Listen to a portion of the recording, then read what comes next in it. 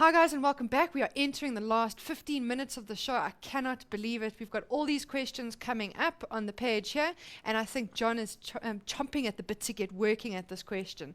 Hey? Yeah, let's do it. Let's do it, okay? So here we go. Okay, guys, now I want you to remember about probability. Some people are really put off by this, even the word probability. It's like, what's the probability of finding Peter at home at the moment? Well, guess what? Probability, if I went to his house right now, is 0, because it's impossible for Peter to be in 2 places at once. I know that he's in Cape Town and he's listening to some violinist who's apparently giving some show down in Cape Town. So he's there with his family, and he's been sending me some jokes, and I'll share those with you before the end. But I want to have some jokes from you to send back to Peter. Okay, so remember what we said. If I went to Peter's house right now, there's no chance of him being at home. He can't teletransport from Cape Town to Johannesburg, to Randburg, in the matter of seconds. Can't do it. There's 0 probability. So when we look at probability, we need to remember in plain English that there's a scale. And on this side, it's impossible. And we say there's 0 chance of that happening. What about on the other side? It has to happen. It is not just possible, but it's definite.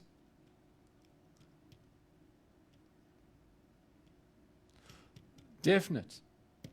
I think I've spelled it right. Have I? Definite? Mm-hmm. Okay, so there we go. We say the probability of something happening that's definite. We know it's a certainty. The other word for definite, certain. It's certain. There's no risk involved here. We know that it's going to happen. It's certain. As much as we know about anything about the future, we know that this is certain. We say the probability is 1. Okay. Between the impossible and the certain, there is the chance. Between there and there, there's something that we call chance. Is there a good chance? Is there a poor chance? Is there an even chance? And we come up with words like 50-50. Someday it will be raining, someday it will be sunny. One day when you flick a coin, it will land heads up. The next day when you flick the coin, it will land heads down. 50-50. We can write that as a fraction of 0.5. So probability has these words and it has a scale. We need to understand it. But it's about what's the total possibility and what's the chance of it happening as a fraction.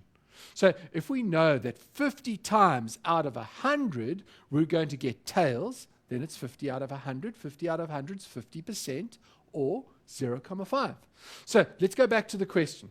So Indy, you weren't too sure about this. I'm even looking at some of the learners' answers, and I think that they're confusing me even more. We're all kind of like sitting on the fence. You're sitting on the fence. Yeah. Remember the year here and the year here is the same. Somebody has, I don't know if it's a clue. She said something about a leap year. Is that going to have anything to do with anything? Oh, okay, the good. The year okay. here and the year here is the same. The month is the same. Okay? And what do we know? That this is the 18th and this is the 19th. We know that from one day to the next, if we start on a Monday, what always happens after a Monday? There's always a Tuesday. Do we sometimes skip Tuesday and go to Wednesday? Never. So Never. Always we have Monday and then Tuesday. Tuesday. That's the way we've got our calendars. So what we're saying is, what's the probability that after Monday will come Tuesday? Well, unless there's a huge atomic explosion and we wipe off humanity and the aliens arrive and they have a new calendar, well, it will always be Tuesday. Monday, after Monday, you will always get Tuesday. You know what my problem is always? I sometimes read questions and I think that's too simple. I think there's no trick. There's no trick here. There's no trick. So if I had to put it around this way now, okay, so remember what we said about impossible and definite. certain or not? If I said to you, the 19th of May, 2012, what is the possibility, the probability, that it will be a Saturday, knowing that the 18th of May was a Monday? What's the probability that the 19th of May will be a Saturday? It's impossible. It's impossible. It's impossible. There you go. So what we understand is that there's no chance that it could be a Saturday. There's no chance it could be any other day of the week. Okay? Has to be a Tuesday. It's like saying, what is the chance that the sun will come up in the west tomorrow? What's the chance? Zero chance. The Zero. sun doesn't come up It's in not. What's the chance that the sun's going to come up in the east? 100% chance. of that 100% happening. chance. Okay, we've got it. Okay. Yeah. Hope you've got Got that. it. I've You got it. You I've got got it. it. I've Indeed. got it. Great. Yes. That's wonderful. Now let's apply that to the part in the middle. And I'm going to skip a couple of questions from the exam paper.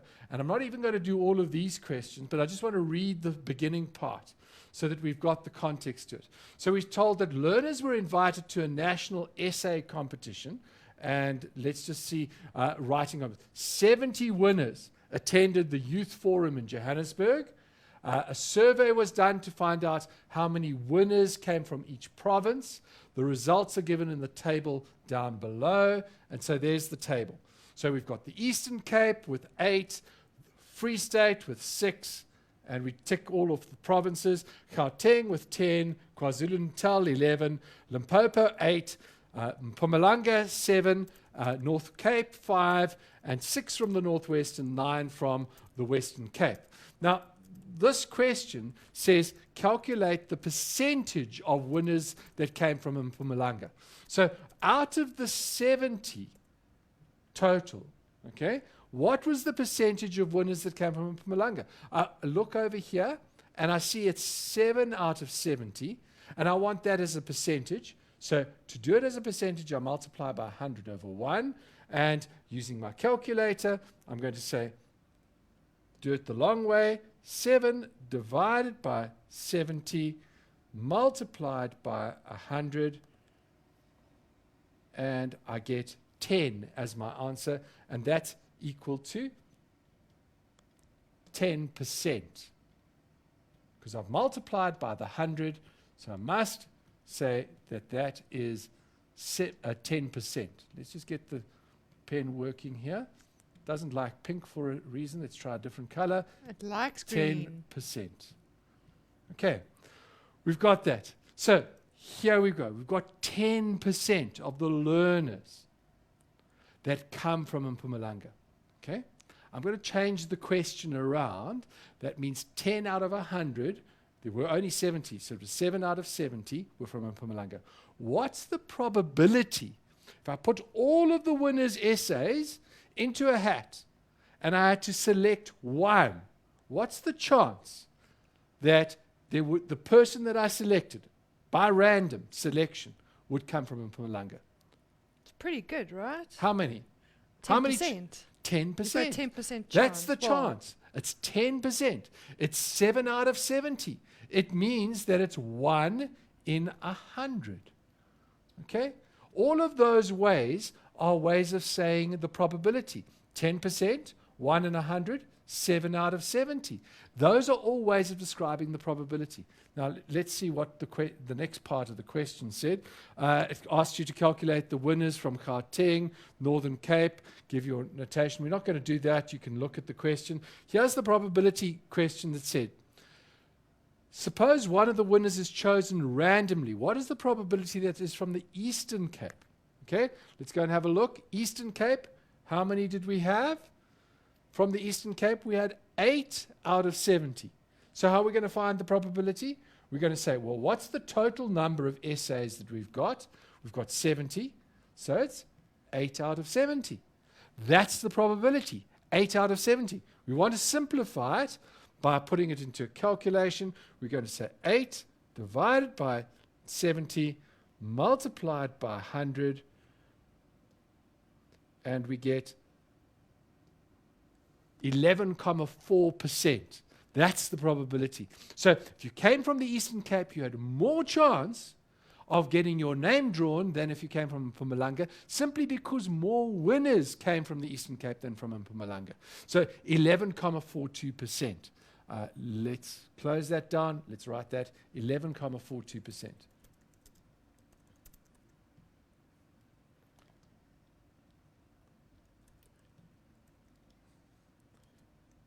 11.42%, not helping me tonight. Okay, let's have a look at the next part of the question.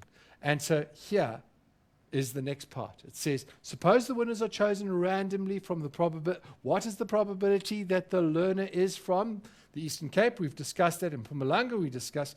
And here's the next part of the question, which says, from South Africa. What do you think, Indy? Where did these learners come from? They came from South Africa. the 9 provinces. Exactly. So it'll be What's 100. 100%. The probability is going to be 1. Or 100%. Those are the two ways. Or 100, or sorry, let's do it as a fraction. 70 out of 70. Okay. Okay, guys, I know that was a question that we had before the show, and people were asking about probability, and we've answered that. There was one more question that we had that isn't from the exam paper that I just want to go over very quickly. And I've adapted a question which was, somebody reckons that they're not sure about house plans. Now, I didn't have a complicated house plan question to get you. I've just got a kitchen plan, and we've used this in a previous lesson, I think even last week, and I've just pulled it forward, but I've changed it a little bit. So here we said we've got a floor plan of Tembi's kitchen, and we've told that that distance is 15, and that is 22, and this distance over here is 7, and the important thing is that they give you the scale. Okay, and they now say to you, what you've got to do is you've got to work out the perimeter of the kitchen in meters. Hey, that's quite tough. This is the type of question, if you're given a floor plan or a house plan, you can get asked to measure using a ruler. Now, if we had to measure on the board, it's not that easy. So you can get asked to measure what's that distance. Use your ruler carefully, measure it accurately, and you'll be able to give an answer. But the important thing, and the most important thing, is to be able to work with the scale. Now, this is a rather odd scale, because normally you would be given the scale as a 1 to something. But I had to do it very quickly, and this is the scale that I came up with. So how am I going to work with it?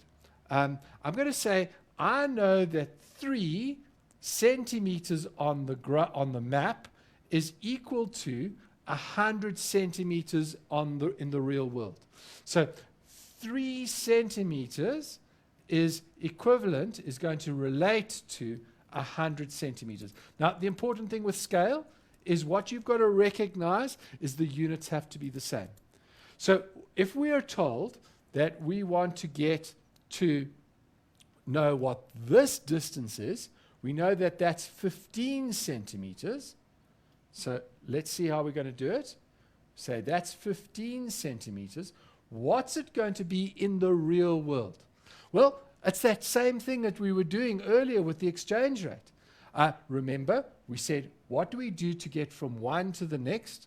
We go like that, and we multiply by 5. So what must I do to this? I must multiply this by 5 as well. So the 100 multiplied by 5 gives me 500. So what I'd have to do to calculate the perimeter of this shape, and I know we haven't got it on Facebook yet, but we will get it up after the show, this whole question, so you can go and practice. I've just done the one part of it. If you multiply the one part by 5, so we know that this part of the map refers to a 5-meter area. Then you can calculate that part, that part, that part, that part, and that part by multiplying each section by the right ratio, by 5. And then you'll be able to add them up and get the perimeter. Okay, Indy? I think we're about done on today. It's been really great being with you. Last thing for today, Peter wants to know what's green and hangs from a tree. Well, what do you think? A green snake. No, it's what happens when an elephant sneezes. I love that. Is that a Peter? That's a That's Peter joke. Peter joke. That's a Peter joke. I'm sure my dad's going to love that as well. So, John, I was just telling the mindsetters on the page as well. I have posted the link. We have awesome free resources on our website for Maths Lit and all other subjects, but it is www.mindset.co.za. Go and have a look there, and there you'll find, I think it's a Learn Extra S25, where you can get all the maths literacy resources to download. Any tips? Quick tip for Maths Lit. Guys, when you're going into the exam, and I know some of you are going in as early as tomorrow, make sure you read the question. Use your reading time really well, and don't get stuck on one question. You know that you need to keep pace. The worst thing you can do is spend too long on one question. Rather make sure that you spend the right amount of time and try every question. Indy, over to you. Fantastic. So, guys, good luck for your prelims. We're behind you. If you do need us, we are on the page. And thank you for such an awesome show. See you same time, same place next week. Bye, guys.